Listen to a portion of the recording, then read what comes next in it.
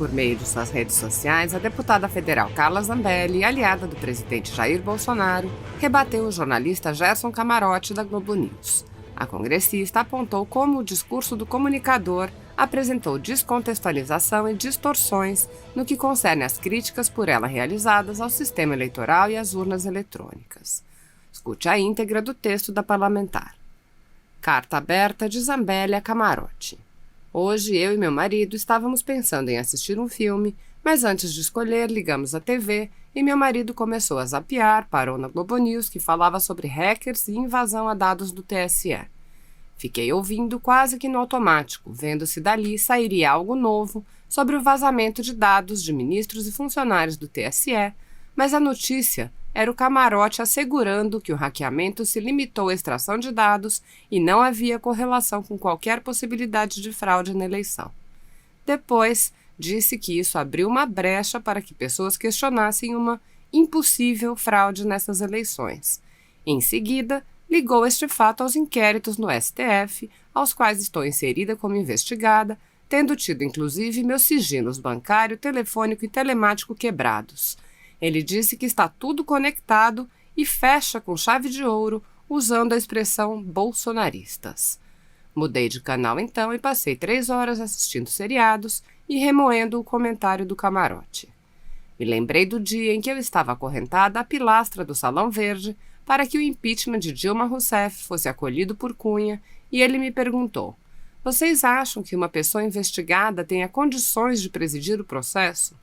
Respondi que não era o investigado que acolherá o processo, mas a instituição Presidência da Câmara, a responsável por acolher a peça. Ora, ele queria que fizéssemos o quê naquele momento? Aliás, tudo ocorreu como tinha de ser.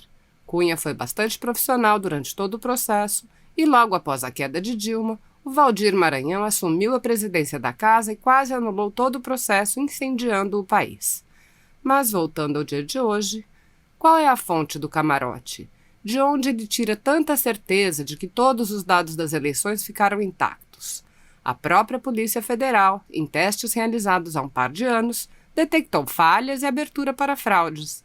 Se ele citou que os investigados são os mesmos que estão levantando questionamentos sobre o sistema, por que não me deu a oportunidade de responder, já que colocou palavras também na minha boca?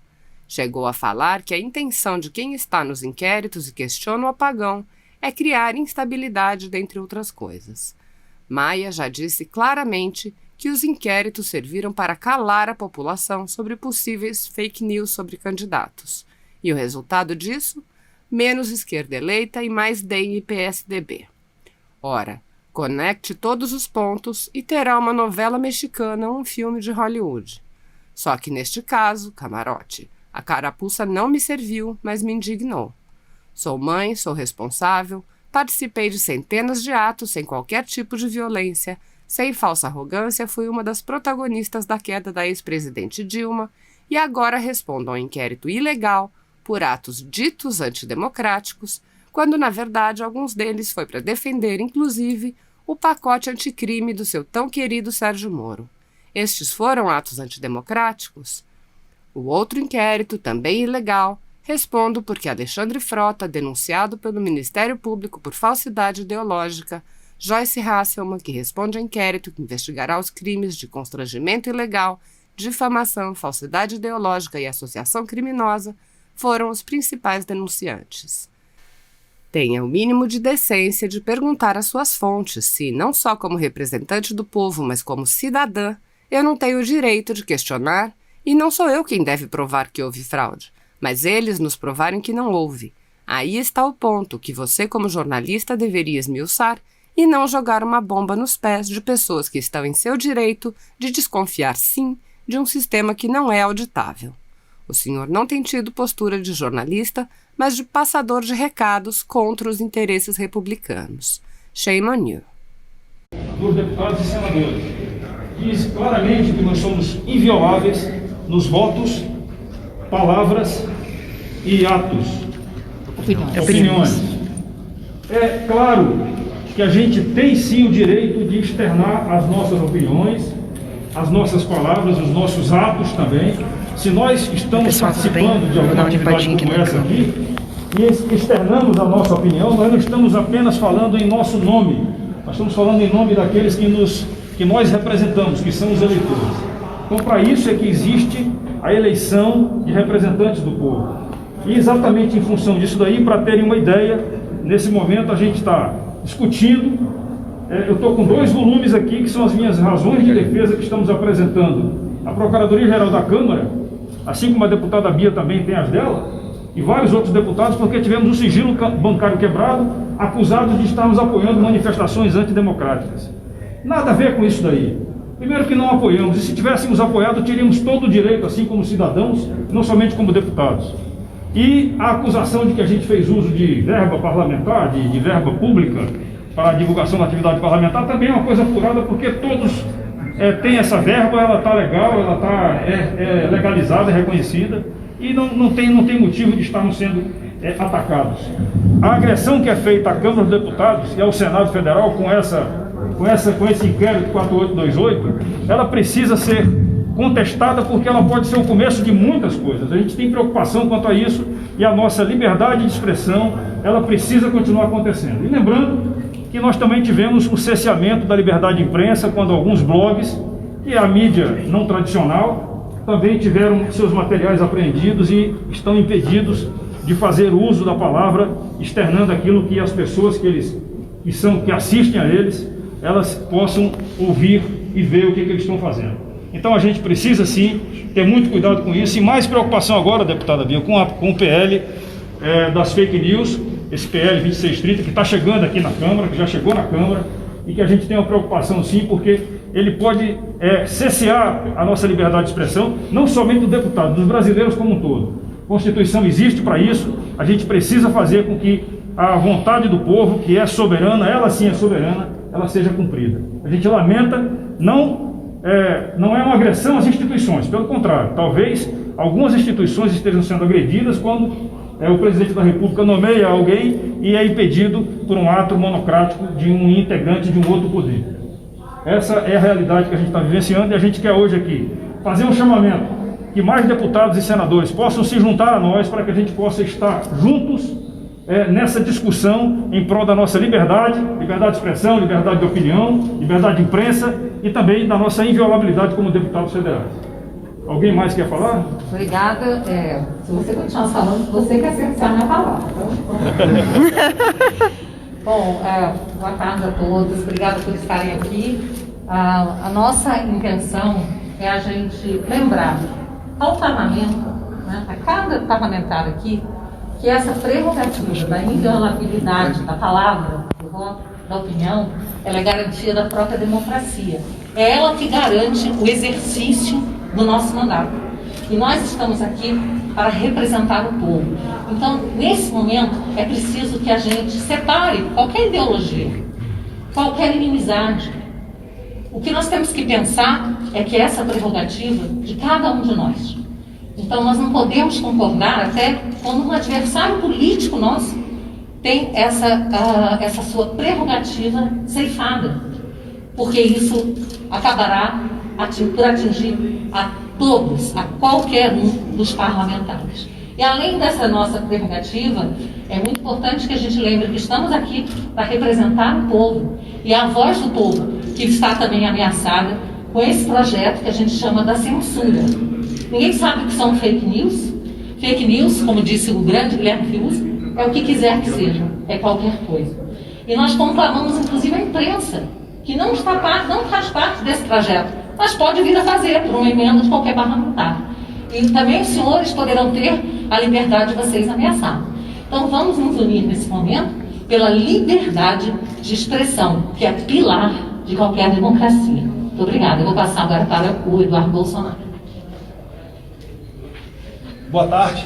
Eu queria aqui não ser repetitivo, então somente agregar que o artigo 53 da Constituição sofreu uma alteração através de uma emenda em 2001. Até então, o texto constitucional dizia que deputados e senadores são invioláveis civil e penalmente por suas opiniões, palavras e votos. Para que não houvesse qualquer tipo de dúvida, essa emenda acrescentou a palavra quaisquer. E hoje temos o texto que todos os deputados e senadores são invioláveis civil e penalmente por quaisquer opiniões, palavras e votos. Mais claro do que isso, meus caros, impossível. E a única arma que nós temos à nossa disposição para poder trabalhar através da outorga que nos foi dada, através do voto popular, é a nossa fala. Não faz qualquer sentido esse inquérito sobre manifestações antidemocráticas que está atingindo nós aqui dentro do Congresso. E outra coisa, a gente pede sim, porque essa é uma causa institucional suprapartidária, a gente tem que ter o apoio da Procuradoria da Câmara. Eu lamento que o presidente Rodrigo Maia, que ele não seja uma voz mais expressiva diante da quebra de sigilo de 10 parlamentares. 11. E os 11 parlamentares, perdão, obrigado, Carla. Isso daqui, não se enganem, amanhã vai para cima de vocês da imprensa. A deputada Bia falou muito bem sobre o PL 2630. Está se criando uma atmosfera em que o projeto de lei vai cercear a liberdade de expressão e está sofrendo críticas da direita, da esquerda, do Facebook, de órgãos de imprensa. Mas eu gostaria de ver mais apoio em relação a esse sentido. Óbvio que nós temos nossa diferença. Vocês sabem que eu sou um crítico de boa parte da imprensa. Mas eu não quero de maneira nenhuma ganhar essa guerra calando os senhores. Vamos para o debate. Agora, como é que a gente vai poder debater e melhorar as políticas da nossa sociedade se eu estou com medo de falar uma coisa e ser preso? Ou se o internauta, como por exemplo o Oswaldo Eustáquio, que faz um trabalho jornalístico, se ele fala alguma coisa e ele é preso? Não faz sentido. Então é somente esse o nosso apelo. Eu agradeço aqui aos deputados dos mais diversos partidos. Aqui às vezes tem deputado aqui que a gente troca farpa no plenário, mas a gente está aqui hoje por quê? Porque nós somos maduros o suficiente para entender que numa democracia o direito à liberdade de expressão tem que valer, tem que viger, independentemente da vontade de uma ou outra autoridade. Então passo a palavra aqui a quem desejar fazer uso da palavra. Santinho, Hildo, Pedro Lucas, Paulo Eduardo Martins, Nivaldo. Pode. Boa tarde a todos e a todas. Esse é um momento que pede que a gente faça uma grande reflexão sobre o que vem acontecendo em nosso país. Não tem espaço para nós sairmos da crise que estamos passando, diminuindo a importância de qualquer um dos pilares dessa democracia. E quando eu digo qualquer um, é qualquer um mesmo. Poder executivo, poder legislativo e poder judiciário. Nós não estamos aqui atacando a instituição. O que nós estamos falando é de comportamento. A ninguém pode ser dado o direito de manchar a imagem de uma instituição a partir do ato dos seus integrantes. E nós, no Parlamento, nós que recebemos a procuração para trazer a voz daqueles que estão clamando por justiça, estamos aqui hoje dando total apoio a esse ato que está sendo promovido pelo deputado General Girão, pela deputada Bia Kiss e por todos aqueles que se sentiram injustiçados nesse processo. Nós não vamos abrir mão de defender as prerrogativas desta casa e também de lutar pela nossa democracia. Paulo. Quem mais? O Paulo. Jornalista. Boa tarde a todos. Além de reiterar tudo que assinar, aliás, subscrever tudo que já foi dito, eu quero chamar a atenção para a gravidade do que está ocorrendo. Quando a inviolabilidade dos deputados, das opiniões, posições e votos, ela é relativizada, o que está ocorrendo no fundo disso como resultado é a inviabilidade do próprio parlamento, que como por definição é o lugar onde a sociedade se manifesta através de seus representantes eleitos. Então, quando essa manifestação ela pode ser alvo de criminalização, o parlamento sim está sendo viabilizado e sua ação está sendo limitada para quem interessa no momento. E a gente não pode permitir isso. A casa não está devidamente atenta ao risco, ao que representa realmente todo esse movimento que está ocorrendo. Nós não podemos ser defensores das prerrogativas parlamentares ou da liberdade de expressão por conveniência. Nós temos que ser defensores dessas duas coisas por princípios. Defender a liberdade de expressão quando a gente concorda com o que está sendo dito é uma beleza. Eu quero ver defender quando a gente não concorda com o que está sendo dito, mas luta para manter o seu direito daquele de dizer. E esse é o ponto. Tudo isso envolve um movimento maior. É aqui no parlamento, é também as iniciativas legislativas que vêm ocorrendo e também interpretações judiciais a respeito de outros casos que a gente já vê pipocar em primeira instância, como no Rio de Janeiro, o juiz acabou de dar uma decisão dizendo que o réu, ele extrapolou o seu limite de liberdade de pensamento. O que é isso?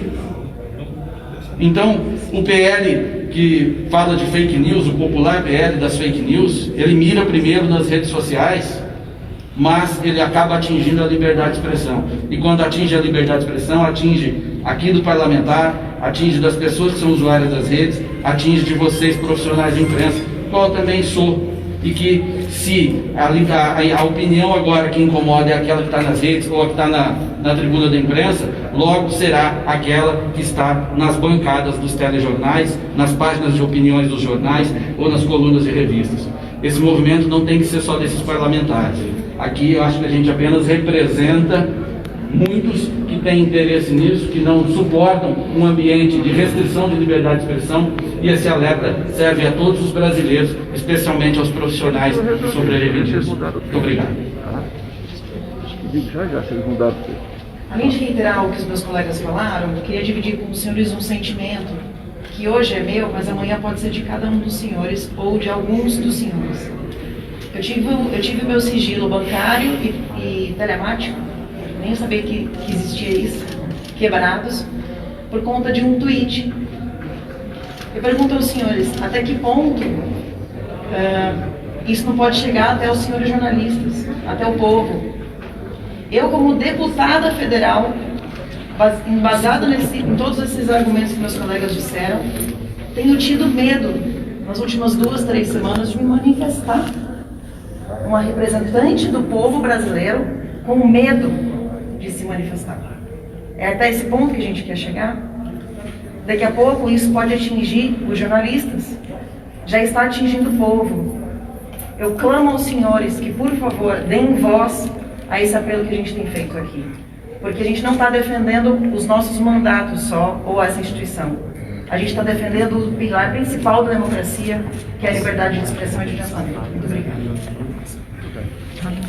Talvez a ideia seja que esse primeiro movimento de hoje, dessa semana, ele possa se repetir todas as semanas agora, com a adesão de mais deputados e senadores, inclusive também, porque também tem senadores que pensam como nós.